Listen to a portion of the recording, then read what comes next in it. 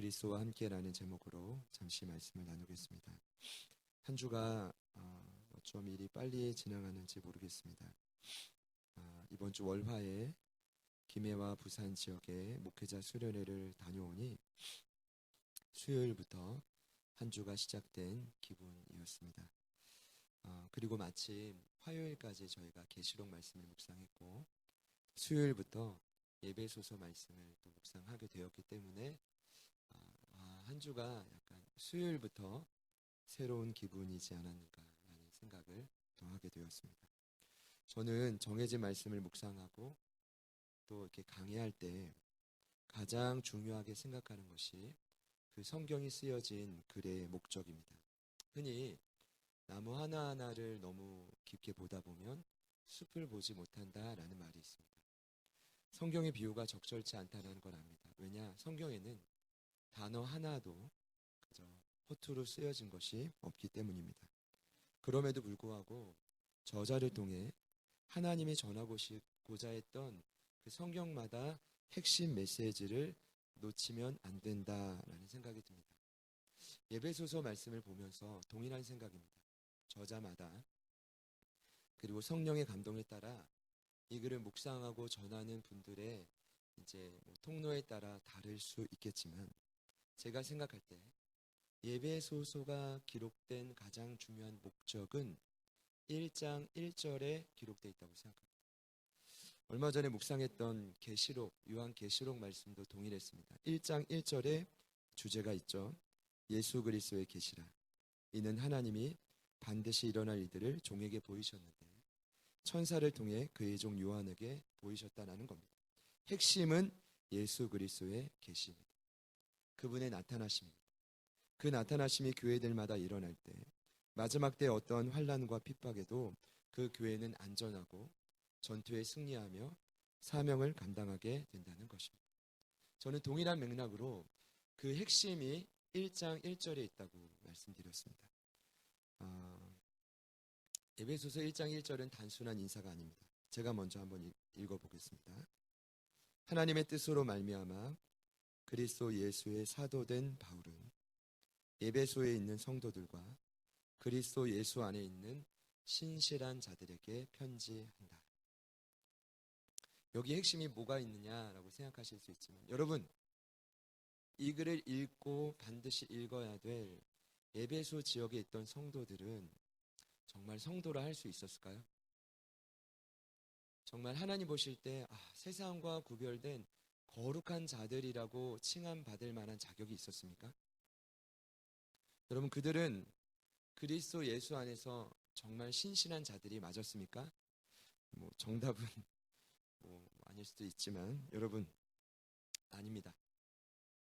이 글을 읽어야 될 그 대상자들인 독자들은 성도의 역할도 감당하지 못했고 그리스도 예수 안에서 신실한 자들도 아니었습니다. 이미 그 지역에 강력히 침투해버린 죄로 인해서 하나님과의 관계가 단절됐습니다. 여러분, 개개인의 신앙에 단절되면 그 다음에 일어나는 일은 공동체가 무너집니다. 머리 대신 예수님 빼고 다 무너집니다. 믿으시기를 축복합니다. 마치 뼈가 잘못 맞춰져서 척추부터 완전히 으스러지듯이 그렇게 무너지는 형상. 어떤 학자는 에베소에 있는 성도들을 그렇게 비유했습니다. 지금 굉장히 심각한데 성도라고 합니다. 신실한 자라고 호칭합니다. 여러분, 제가 어떤 구절이 떠올랐냐면 저희가 개척을 하고 가장 먼저 강의했던 성경이 고린도전서였습니다. 이유는 2000년 전에 고린도 교회는 바울 사도가 가장 많이 사역을 했지만 웬걸 오늘날 교회가 가지고 있는 모든 문제를 그 교회가 다 가지고 있었습니다.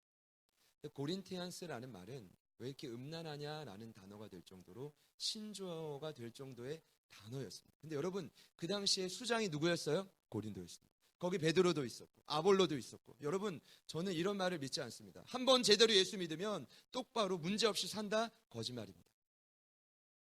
그런 분이 있으면 나와 보십시오. 저라도 그렇게 산다면 접니다라고 하고 싶지만 바울이 살아있던 이 당시에도 그 천하의 바울, 아볼로, 베드로가 가르쳤던 그 당시에도 성도들은, 교회들은 침투했던 죄와 세상의 풍조에, 유혹에 타협하고 넘어졌습니다. 제가 뭘 좀 말씀드리려고 하냐면요, 여러분, 교회는 흔들릴 수 있습니다. 믿으셔야 돼요. 100%의 완전한 교회는 없어요. 제가 그 이야기 정말 많이 들었어요. 100%의 완전한 교회가 있어도 저희가 그런 교회 가면 그 교회는 무너진다. 이거는 진실입니다. 옆에 있는 분들께 한번 축복해 보시죠. 당신이 그 교회에 가면 떨리긴 하지만 이렇게 축복합시다. 그 교회는 문제가 생깁니다. 네. 이 말은 우리가 문제 덩어리란 말이 아니라 진리예요. 100%의 교회가 없다라는 말입니다. 바울 사도는 어떤 사람입니까? 지금 감옥에서 글을 쓰는데 그런 에베소 교회를 향해 뭐라고 축복합니까? 신실한 자들이. 고린도 교회를 향해 고린도전서 1장 1절에 뭐라고 했는지 아세요? 고린도에 있는 하나님의 교회라고 합니다. 여러분, 그 교회는 하나님의 교회가 아닙니다. 하나님이 통치하는 교회가 아니었습니다. 이미 사분오열돼서 뿔뿔이 흩어진 교회였습니다. 그러나 그들을 향해 뭐라고 외쳤습니까? 하나님의 교회요. 여러분, 이것이야말로 진정한 영성입니다. 욕하는 건 누가 못합니까? 비판하는 건 누가 못합니까? 판단하는 건 누가 못합니까? 그러나 그것을 입에 삼키고 예수의 눈물을 품고 기도하는 자, 오늘 글의 저자인 바울 사도입니다. 여러분, 에베소서가 기록된 목적이 뭐라고요? 신실한 자들이 자들로 그들을 세우기 위함. 어제 말씀을 해보면 그 신실한 자들이 누구인지를 말합니다. 바로 하나님을 아는 자들. 오늘 읽지 않았지만 어떻게 하나님을 압니까? 지혜와 계시의 영이 성령이 충만해지면 하나님을 알게 되는데, 여러분, 하나님을 알게 되면 어떤 일이 벌어지는지 아십니까? 내가 어디서부터 와서 어디로 가는지를 알게 됩니다. 이게 뭡니까? 부르심의 소망입니다. 내가 이 땅에서 뭘 해야 하며 살아야 될지, 여러분, 이거 모르면 아무리 교회를 수십 년 당해도 방황하는 것입니다. 여러분의 사명은 무엇입니까? 그 사명은 언제 안다고요? 하나님을 만날 때 알 수 있다. 더 나아가 말합니다. 하나님을 알 때 부르심의 소망뿐 아니라 기업의 영광의 풍성함을 알 것이다. 여기서 말하는 기업은 각계 전투인 개인의 기업이 아니라 교회를 향한 기업입니다. 마지막 때 최후의 보루는 교회입니다. 최고의 영성은 교회를 위해 순교하는 자입니다. 그 기업의 영광의 풍성함을 통해 교회의 머리 대신 예수를 통해 베푸신 능력이 얼마나 큰지를 너희가 알게 될 것이다. 이것을 알고, 이게 뭡니까? 기노스코. 경험하고 체험하는 자가 신실한 자들입니다. 여러분, 신실함이란 제가 너무 좋아하는 단어가 되었습니다. 처음과 끝이 동일한 사람. 우리 장로님 1000번째, 우리 오늘 901번째, 제가 오늘 새벽에는 박수라도 치고 싶었습니다. 비가 오나 눈이 오나. 이게 아까 제가 식사할 때 장로님께 좀 따져봤더니 보통 일주일에 한 10번 정도 예물을 기도 좀 올리십니다. 누가 시키지 않습니다. 하나님 앞에 결단한 말을 이루는 건데, 문제는 뭐냐? 시작은 쉬워요. 지속하는 것이 어렵습니다. 신실함, 충성됨, 한결같음. 어제 아주 속 시원한 하루였습니다. 기노스코 예배를 어제 마쳤어요. 어제 너무 많이 영혼들이 모이셔가지고 그때마다 유혹이 옵니다. 좀 더 해야 되나? 근데 이제 마음에 굳게 먹고 이제 교수님께도 이제 말씀 좀 드리려고. 벌써 6년째를 했는데 어제 히브리서 강의를 마치면서 13장 8절에 이런 구절이 있었습니다.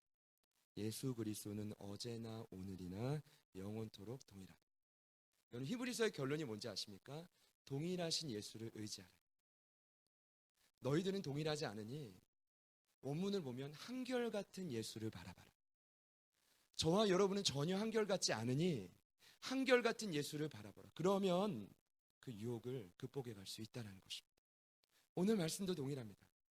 하나님을 만나고 그분을 알아가고 그분을 체험하다 보면 결국 어떤 사람으로 바뀌어집니까? 한결같은 신실한 자. 여러분, 제가 볼 때 저희 제자의 많은 징표들이 많지만 정말 훌륭한 제자는요, 늘 그 자리에 있는 자들. 그냥 스테디한 것입니다. 성격이 뭐가 나고 부드럽고 이거 아닙니다. 때로는 소리쳐도, 때로는 묵묵해도 그 자리에 있는 것입니다. 옆에 있는 분들께 한 번 더 축복합시다. 늘 그 자리에 있어 주셔서 감사합니다. 그러니까 늘 이제 금요일에 오시는 분들은 금요일에 오시고, 주일만 오시는 분들은 주일에 오시고, 신실합니다. 제가 이 목적을 좀 먼저 말씀드린 이유는, 이 목적을 여러분이 에베소서 6장까지를 묵상할 때 늘 기억하셔야 돼요. 신실한 자가 되기를 원하시는구나. 그럼 어떻게 해야 돼요? 하나님을 알아가야 돼요. 하나님을 어떻게 알아가야 돼요? 어제 말씀에 하나님의 모든 능력은 그 안에 있다고 합니다. 여기서 말하는 그는 누굴까요? 예수 그리스도입니다. 왜 그 안에 있는지 아십니까? 예수 그리스도는 십자가에 죽으시고 부활하시고 하나님 보좌 우편에 앉으셔서 지금도 만물 위에 만물에 충만케 하시는 그 교회의 머리가 되셨기 때문이다. 그러니 공식은 이렇습니다. 신실한 자가 되고 싶은가? 하나님을 만나야 되는데 하나님을 어떻게 만나는가?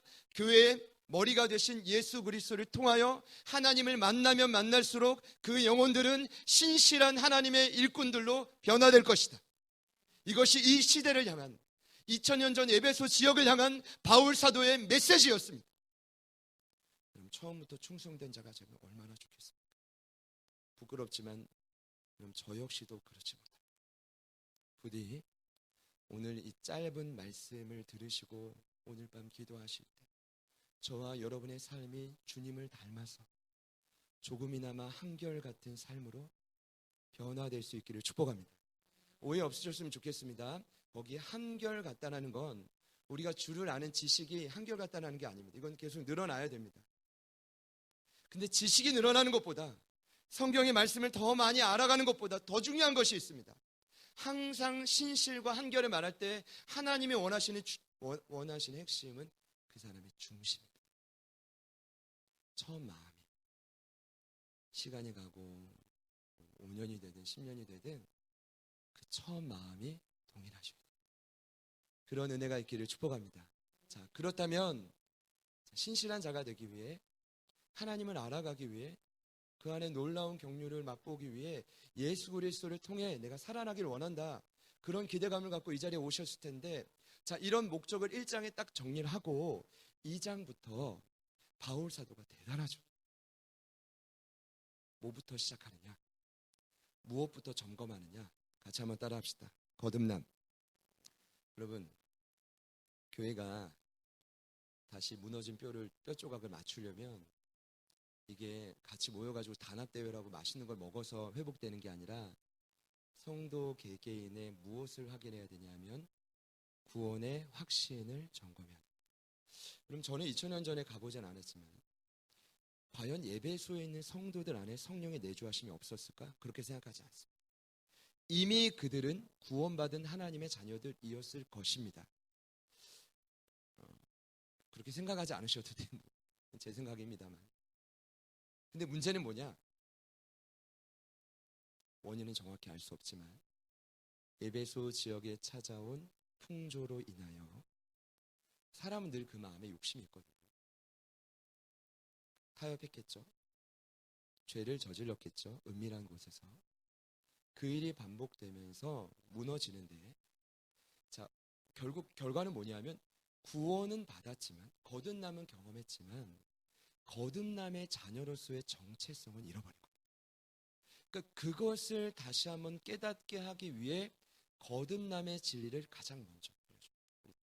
지난 주일에 우리 혜진 집사님 소감문 발표했는데, 집사님뿐 아니라 저희 모든 새가족이 오면 새가족반 1주차에서 가장 먼저 하는 게 복음제시입니다. 철저하게 점검합니다. 철저하게. 물론 그 이후에도 유혹에 찾아와 넘어질 수 있습니다.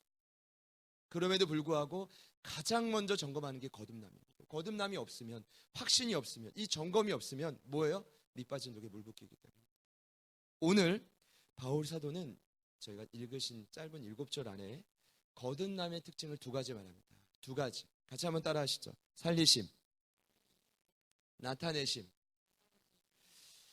1절부터 4절을 보면 거듭난 사람은 살아난 자입니다. 믿으시기를 축복합니다.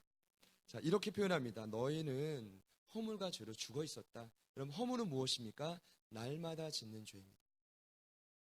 죄는 무엇입니까? 저는 죄의 종류를 허물과 죄로 했는데 이게 논리적으로 보면 표현이 맞지 않지만 그렇게 따지지 마시고, 죄는 허물과 죄가 있는데 허물은 날마다 짓는 죄요. 이 죄는 죄의 뿌리를 의미합니다. 죄의 뿌리. 영어로 보자면 대문자로 sin 쓰고 여기 허물은 sins. 죄의 뿌리 때문에 날마다 짓는 죄.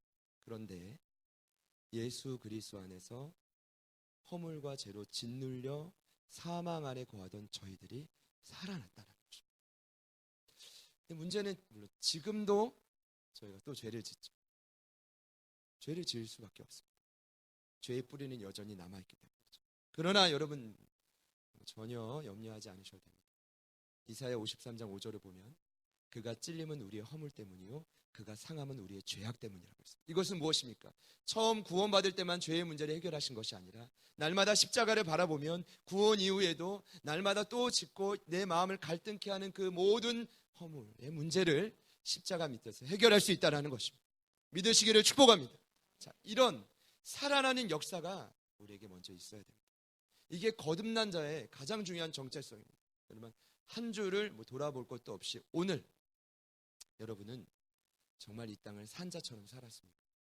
생명의 기운이 돌면서 여러분 허물과 죄로 죽어있던 그 모습을 바울이 이렇게 표현합니다. 2절 3절을 보니까 그들은 공중권세 잡은 자들 밑에 사는 자다. 그들은 불순종의 아들들 가운데 역사하는 영의 지배를 받는다. 한마디로 허물과 죄로 죽은 자의 삶은 어떤 삶이냐? 사탄 마귀의 지배를 받는 자의 삶. 그들은 이렇게 소개합니다. 세상의 풍조를 따르던 자다. 여러분 여기서 말하는 풍조가 무엇입니까? 저희 기초양육반 12주에 마태복음 7장 후반절에 예수님이 이렇게 말씀하십니다.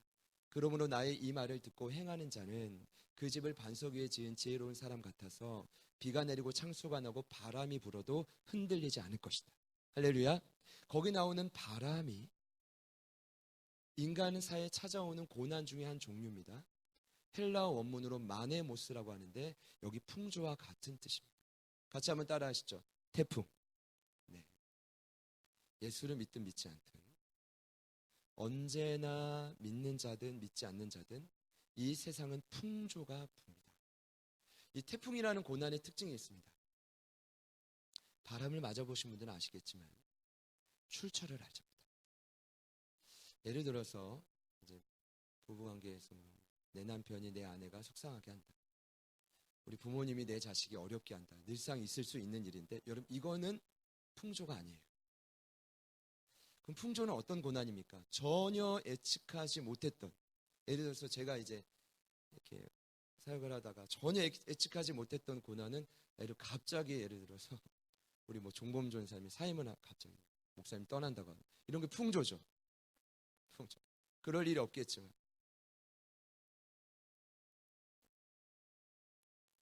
갑자기 윤영 전사님 저에게 와가지고 도저히 못 해먹겠다고 떠나겠다고, 이런 게 풍조입니다. 정말 그럴 리가 없겠지만 장로님이 저희가 오셔서 참다 못해. 이제는 내가 도저히 못 지켰다. 저의 본향이 동부교회로 이게 풍조입니다. 결사적으로 제가 바지가랑이 붙들고 말리실 겁니다. 어떤 이 고난인지 아시겠죠? 그런데 안타깝게도 세상 사람들은, 마귀의 지배를 받는 사람들은 풍조가 얼마나 아픕니까? 그런데 따라갑니다. 왜냐? 그 이유를 이렇게 말합니다.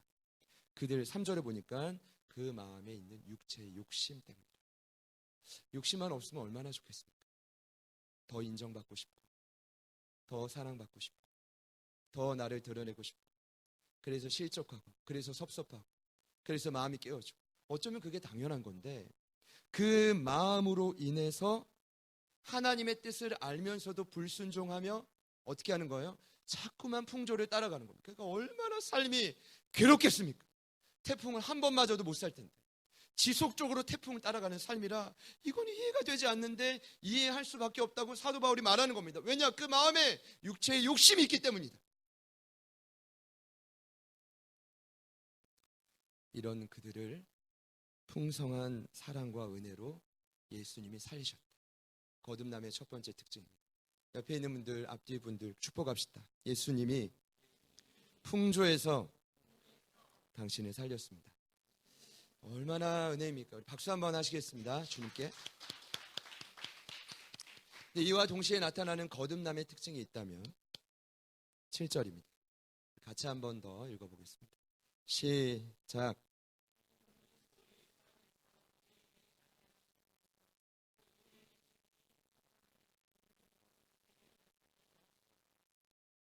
자세히 보시면 오늘 읽지 않았지만 10절을 보면 하나님은 오래전부터 계획했어. 너희들은 구원받고 끝이 아니라 앞으로 이 땅에서 선한 일을 해야 돼. 여러분, 선한 일이란 그냥 단순히 남을 도와주는 일이 아니라 성경에 말하는 선은 하나님의 뜻에 순종하는 삶입니다. 그것을 7절에는 오는 여러 세대에 나타내시기. 뭘요? 풍성한 은혜와 사랑. 여러분, 이것이 거듭난 자의 두 번째 특징이고 교회의 사명입니다. 여기 이렇게 표현하고 있습니다. 오는 여러 세대에 나타내려 한다. 제가 고민이 많았어요. 오는 여러 세대는 무엇이지? 일단은 묵상할 때 제가 일단 점검도 했지만 두 가지 감동을 주었습니다. 첫 번째, 오는 여러 세대란 다양한 세대를 의미합니다. 여러분, 교회는 다양한 세대가 보입니다.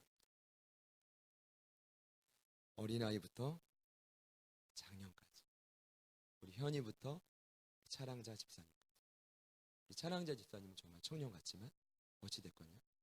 그리고 출신을 봐도 제가 지금 좀 적어봤는데 부산, 서울, 포항, 진도, 강릉, 목포, 인천, 하여튼 뭐 다 적을 수 없어요. 출신도 다 다릅니다. 여러분, 이게 출신이 다른데 함께 모여서 하나 된다는 기적 같은 일입니다. 그리고 건강, 출신, 뭐 나이, 전공, 그 사람의 삶의 수준 다릅니다. 여기서 말하는 다양한 세대란 그것을 의미합니다. 그러나 교회는 그런 다양한 세대가 있음에도 불구하고 그리스도 예수 안에서 하나 될 수 있습니다. 믿으시기를 축복합니다. 네. 아무리 다양한 세대가 모여도 예수님의 풍성한 은혜와 사랑이 공동체 곳곳으로 흘러갈 수 있을 것이다. 그런 기준으로 보자면 참 저희 제자들 교회는 건강한 교회입니다. 너무 다양한, 한 사람도 같은 특성 있는 사람이 없다. 제가 매번 이 아침 새벽마다 기도 수첩을 펴고 한 분 한 분의 명단을 보는데 유치부부터 장년까지 어쩜 한 사람들이도 공통점이 없을까? 라는 생각이. 기분 나쁘지 않으시죠? 네. 이게 기적입니다, 여러분. 다른 데 와가지고 서로 때로는 째려보기도 하고 큰 소리 내도 그래도 안 떠나고 있는 건 기적입니다. 이거는 머리 대신 예수님으로부터 사랑이 흘러오기 때문에 가능한 일입니다. 그러나 오는 여러 세대란 두 번째로 다음 세대입니다. 여기 이삭이 같이 예배하는데 너무 예뻐요. 할수록 빛이 납니다. 어떤 뜻이냐면 자녀들은 앞으로 여러분의 신앙보다 더 거룩해져야 됩니다. 여러분, 구약의 내용이 핵심이 간단해요. 나보다 더 나은 세대입니다. 그래서 모세오경을 통해 끊임없이 모세 어르신이 외치는 것이 말씀과 기도로 성령으로 충만한 삶이 나보다 더 나은 세대가 나와야 되기 때문입니다. 더 나은 세대. 제자도의 핵심인 것이죠. 지금 그것을 말하고 있는 것입니다. 이것이 어떻게 가능합니까? 머리 대신 예수께로부터 풍성한 사랑과 은혜가 구원받은 자를 통해 흘러올 때 각 가정과 또 공동체 안에 연약하고 어린 자녀들에게 흘러가게 될 것입니다. 거듭남의 두 가지 특징. 날마다 살아나야 됩니다. 날마다 그 사랑을 드러내야 되는 것입니다. 이게 전도라면 전도일 수 있겠지만 같이 따라합시다. 살리고 나타내라. 한 번 더. 살리고 나타내라. 이렇게 말씀드리고 싶습니다. 나타내야 내가 계속 살고, 살아남을 지속하려면 또 나타내야 돼요. 이것이 거듭남을 경험한 자의 정체성인데, 제가 이제 고민은 여기까지는 알겠는데, 문제는 뭐냐 하면 머리는 아는데 삶으로 실현되는 게 안 된다는 것입니다. 여러분, 그렇게 사신 분들이 오늘도 있을 수 있겠지만 제 고민은 그 다음입니다. 난 분명히 구원받았는데 왜 나는 어제 세상 사람들보다 더 악하게 살아날까? 나는 분명히 구원받았는데 나는 왜 아직도 저 영혼을 바울과 같이 품지 못할까? 여러분, 왜 그렇다고 생각하십니까? 놀라운 비밀이 있습니다. 그 비밀이 바로 거듭난 자와 같이 살게 하는 원리인데, 이 원리가 5절과 6절에 딱 중간에 나와 있습니다. 우리 같이 한번 마지막으로 읽겠습니다. 시작.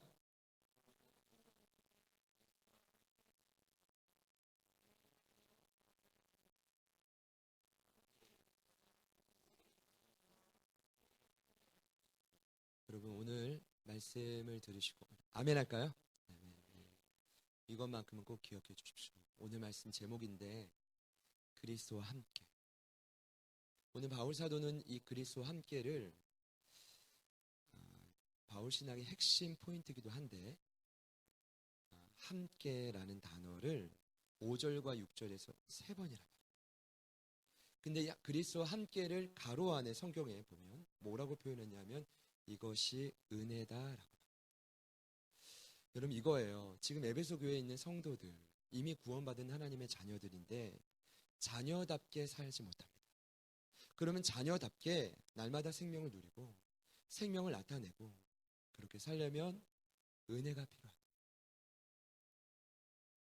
그 은혜의 삶이 무엇이냐? 그리스도와 함께 사는 것입니다. 그래서 굳이 5절과 6절에 또다시 그리스도와 함께 살리시고 그리스도와 함께 일으키셨고 그리스도와 함께 보좌 우편에 우리를 앉히셨다는 말을 굳이 왜 표현을 해야 될까? 제 생각은 그런 거죠.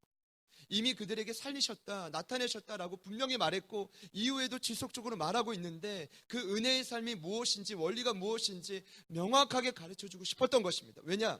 사람은 명확하게 가르쳐주지 않으면 방황해요. 또 자기 멋대로 생각합니다. 맞아, 나 살아났어, 나타내야 돼. 근데 문제는 뭐냐? 아까 저희 청년부 우리 이용전 사님은 그런 고민을 하나. 지속되기 어려운 거예요. 지속되기 어려운 거예요. 그 뭔가 실천할 수 있는 원리가 필요한데 그 원리가 뭐냐? 그리스도와 함께. 여러분, 구원받을 때도 나타낼 때도 우리의 힘과 능력으로 할 수 없습니다. 오늘 성경은 분명히 말합니다. 저희들이 사망에서 생명으로 살아날 때 누가 하셨어요? 그리스도가 함께 하셨어요. 그리고 잘 봐요. 살아나고 무너진 삶의 현장에서 일어날 때 보세요. 지옥에서 예를 들어서 저희가 이제 음부 다음에 또 이제 지옥, 이 뭐 순서 아닙니까? 근데 어쨌든 그 밑에 있는 삶에서 저희들을 땅 위로 끄집어낸 분도 예수고, 오늘 말씀을 보면 끄집어내서 일으키신 거, 그렇죠? 누워 있었는데 이걸 어떻게든 주님이 일으키신 분도 주님이시고, 일으키실 뿐 아니라 어디까지 끌어갔대요? 보좌 우편에 우리를 앉히셨대요. 계시록 말씀 보면 보좌 우편에 계신 분은 예수님 한 분인데 우리 거기 앉히셨다는 것은 무엇입니까? 바울도 삼층청을 갔다 왔다고 하죠. 성령의 임재하심을 통해 보좌에 계신 하나님과 동일한 마음으로 예배할 때, 예수와 동일한 시선으로 이 땅을 바라볼 때 보좌에 함께 앉았다라는 표현을 썼을 것이다. 이게 올바른 해석일 것입니다. 그러면 저 지옥에서 끄집어내고 또 삶의 자리에서 일어날 뿐만 아니라 하늘을 날아다니는 삶을 살게 하신 분이 누구냐? 그리스도다. 그분과 날마다 함께할 때 이 사역이 가능하다라는 것입니다. 자, 결론이 나온 것입니다. 날마다 생명을 누린다, 날마다 생명을 나타낸다, 그리스도가 함께할 때 가능하다. 사실 거듭남이란 안호된 이 원뜻은 요한복음 3장을 보면 위로부터 난다라는 뜻입니다. 위로부터 뭐가 납니까? 죄 지을 때 떠나갔던 성령이 하늘에서 예수를 구주와 주로 영접하는 자 안에 들어오시죠. 이게 성령의 내주하신 다시 태어난 거듭남입니다. 그 제가 오늘 느낀 건 이거예요. 와, 그래. 거듭난 사람은 날마다 땅속으로 꺼져가는 삶이 아니라 시간이 가면 갈수록 일어나는 삶. 하늘을 바라보고 또 치켜 올라가는 삶이다. 왜 독수리 날개치며 올라가면 간다면서요. 시편 20편 말씀을 보니까 다윗이 적군이 몰려와도 남들은 말과 병거를 의지하지만 나는 변함없이 한결같은 여호와 이름으로 싸워 이긴다고 말하고 있단 말입니다. 하늘을 바라보니까, 함께하는 하나님 바라보니까 날마다 승리하는 것 아니겠습니까? 그 고백인 거죠. 구원받은 자의 삶이죠. 여러분, 저희는 비록 천국 빨리 가면 좋겠지만요, 하나님이 저와 여러분을 그럼에도 불구하고 이 땅에 남겨놓으신 이유는 살려줬습니다. 부르실 때까지 나타내라. 이거 외에 교회의 소망은 다른 것이 없습니다. 믿으시기를 축복합니다. 그러니 비록 저희들이 오늘도 땅에 발을 딛고 살지만 하늘에 속한 사람처럼 살아갈 수 있기를 축복합니다. 우리 마지막으로 옆에 있는 분들께 이렇게 축복합시다. 당신은 구원받은 하나님의 자녀입니다. 한 번 더 축복합시다. 당신은 거듭난 하나님의 자녀입니다. 제가 막 입술이 막 이렇게 다 올라와가지고 이런 적이 거의 없는데, 안엔 헐어도 밖으로. 왜 그랬냐면 갑자기 지난주 금요일에 저희 교단에서 이제 글을 하나 부탁받았어요. 거부할 수 없었어요. 제 위치도 그렇고 저는 약간 이제 또 그렇게 기회가 생기면 또 도전해야 하고 싶은 마음이 있기 때문에. 그 글의 제목이 뭐냐 하면, 서울대의 김난도 교수님과 소비자 트렌드라는 연구소에서 매년마다 소비자 트렌드를 연구해서 책을 쓰는데, 트렌드 코리아 2020이라는 책인데, 이 책을 읽고 이 목회에 적용할 수 있는 10가지 키워드를 제시하라. 책을 딱 샀는데 말이죠, 키워드가 뭔지도 모르겠. 그러니까 이제 주말 사역 끝내고 그 이제 화요일까지 마감이었는데, 제가 이제 김해 부산에서 이제 목사님들, 이제 선배 목사님들 약간 눈치 보면서, 눈치 많이 주신 건 아니지만, 예를 들어 어디 목욕탕 가서 씻고 있으면 더 많이 쉬실 때 나와가지고 치고, 밤에 주무실 때, 간식 드실 때 또 연구하고 공부하고, 하도 제가 막 너무 힘들어하는 걸 알고 저희 훈련 같이 하는 목사님들은 또 같이 또 도와주시더라고요. 근데 거기서 소비자 트렌드를 연구할 때 첫 번째 키워드를 뭐라고 했냐면 멀티 페르소나라고 했어요. 페르소나가 뭐냐면 학술 용어인데 가면이란 뜻이에요.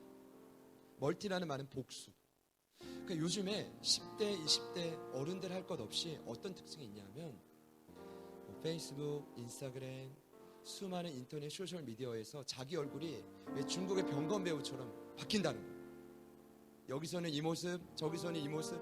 그런데 그런 10대와 20대를 데려다가 너 왜 일정하지 못해 이러면 꼰대라고 말만 하면 다행이죠. 요즘에 죽일 수도 있는 거죠. 그러니까 그런 시대를 살아가고 있는데, 제가 볼 때는 2000년 전 에베소의 지역도 비슷했던 거예요. 구원받고 영광스러운 역사와 거듭남을 경험했는데 시대의 풍조 가운데 내 정체성이 뭔지를 모르는 거예요. 저는 오늘날 저와 여러분의 모습도 비슷하다고 생각해요. 가정에서 내 모습, 교회에서 내 모습, 직장에서 내 모습, 이것이 날마다 다를 이유가 무엇입니까? 다른다면 확실한 정체성이 없는 것입니다. 저와 여러분의 분명한 정체성, 허물과 죄로 죽었던 나를 그리스도가 함께 살리시고 일으키시고 보좌 우편에 앉으셨다는 것입니다. 자, 이 정체성 외에 어떤 것도 저와 여러분의 마음과 생각을 흔들지 못하는 오늘 이 밤이 되기를 축복합니다. 자, 우리 제자들 교회는 에베소서가 교회론의 핵심을 담고 있다면 이 뿌리가 근간이 되어서 우리는 날마다 살리는 교회, 날마다 예수의 생명을 드러나는 교회, 이런 교회가 되기 위해 저희 개개인이 오늘 그 정체성을 회복해야 됩니다. 성령으로 여러분은 나셨습니다. 위로부터 난 자입니다. 땅에 발을 딛고 있지만 나는 하늘에 속한 자입니다. 자, 그 믿음으로 오늘 이 밤 찬양하고 기도하시고 성령께서 지혜와 계시의 영을 풍족하게 더 부어주시고 우리의 부르심의 소망이 무엇인지, 이 공동체 안에서 나를 통해 하시고자 하는 역사가 무엇인지, 이 시대 가운데 요청하는 그 사명이 무엇인지 더 분명히 깨달아 알게 되는 역사가 일어나기를 소망합니다. 에베소서 2장에 말씀이 기록된 그 말씀 그대로, 그래서 하나님, 나는 주님 보실 때 예수님을 닮은 한결같은 자, 신실한 자, 그런 제자로 변화시켜 주십시오. 오늘이 저의 고백이고요, 우리의 고백이 되기를 소망합니다. 우리 같이 찬양하겠습니다. 주 안에서 내 영혼 다시 태어나 이전 것은 지나고 새롭게 됐네. 죄로 물든 내 모습 예수와 함께 죽고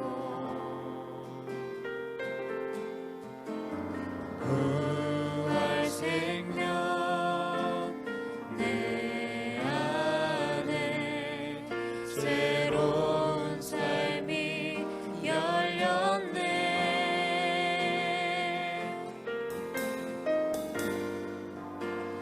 너희가 나를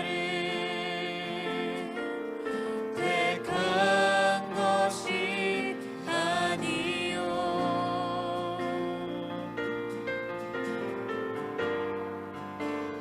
내가 너희를 택하여 세웠나니 오직 내 안에 오직 내 속에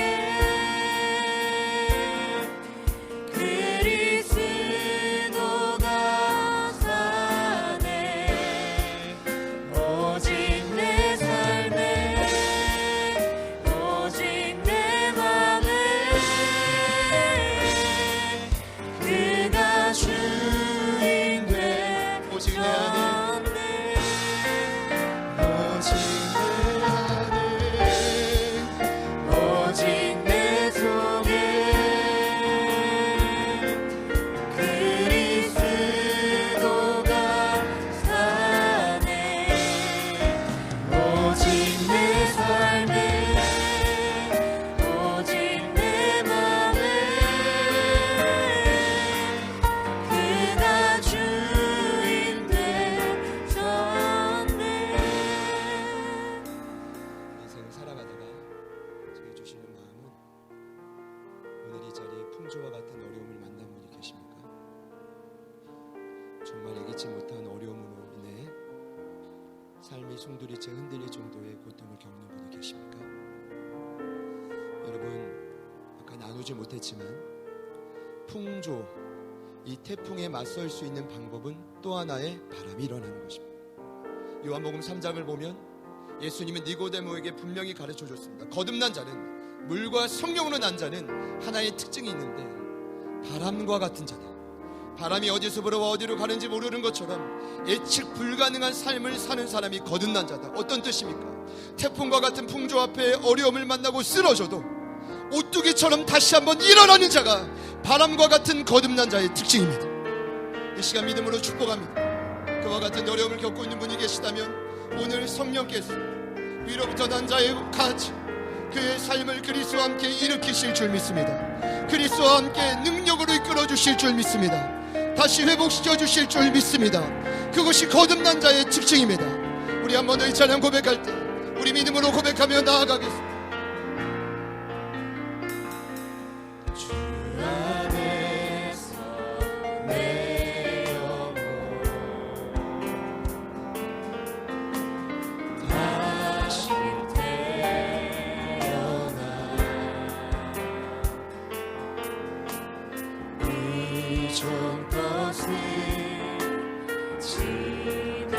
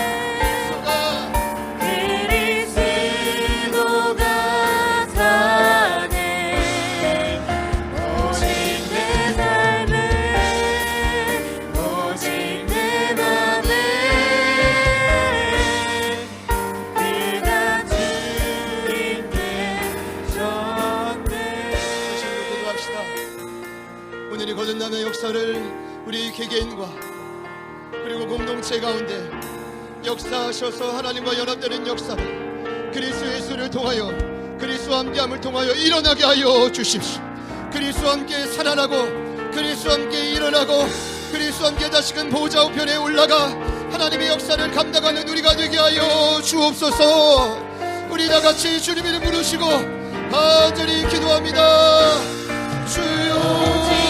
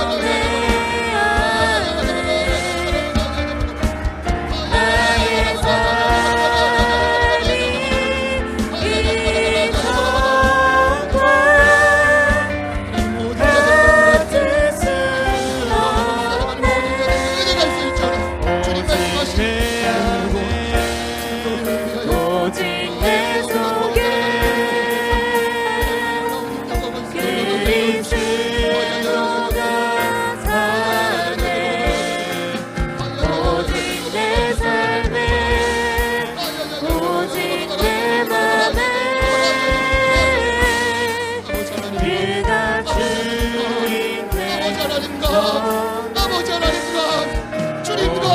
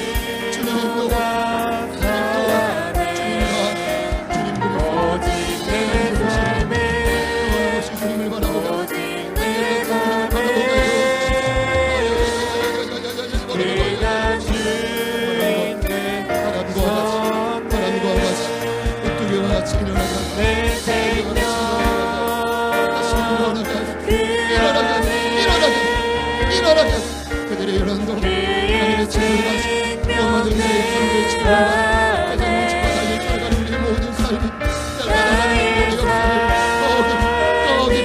역사를 더 깊이 경험하게 아버지 도우소서 아버지 도우소서 아버지 도우소서 아버지 도우소서 아버지 도우소서 아버지 도우소서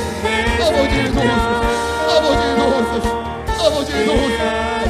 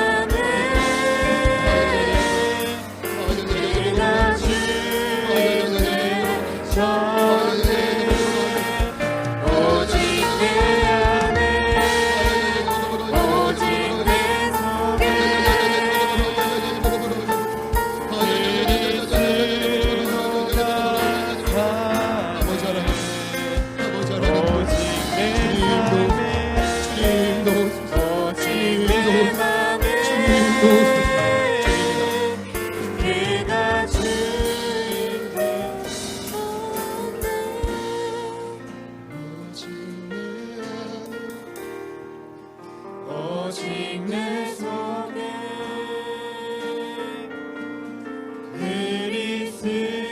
그리스도가 사네 오직 내 삶에 오직 내 맘에 그가 주인 되셨네. 여전히 우리 안에 남아있는 육체의 욕심을 은혜로 덮어주십시오. 세상에 불순종하는 영들이 사로잡혀 살았던 죄된 습관들을 꺾어주십시오. 강력한 어떤 도구가 아닌 그리스도와 함께하는 그 은혜로 우리의 마음이 세상을 사랑하는 자가 아닌 변함없이 예수님을 사랑하는 자로 변화시켜 주십시오. 하나님, 구원받은 자와 답게 예측 불가능한 삶을 살 수 있을 줄 믿습니다. 바람처럼 오뚜기처럼 다시 한번 일어나게 하여 주십시오. 우리의 힘과 능력과 계획이 아니라 삶의 어려운 환경과 여건에서도 그리스도와 함께함으로 다시 한번 일어나고 보좌 우편에 올라가 그 사명을 생명을 나타내는 우리가 되게 하여 주십시오. 오늘 이 시간 결단하며 선포하며 고백한 귀한 일꾼들 위해 주님 응답하여 주십시오. 일하시는 주님을 찬양합니다. 예수님의 이름으로 기도합니다.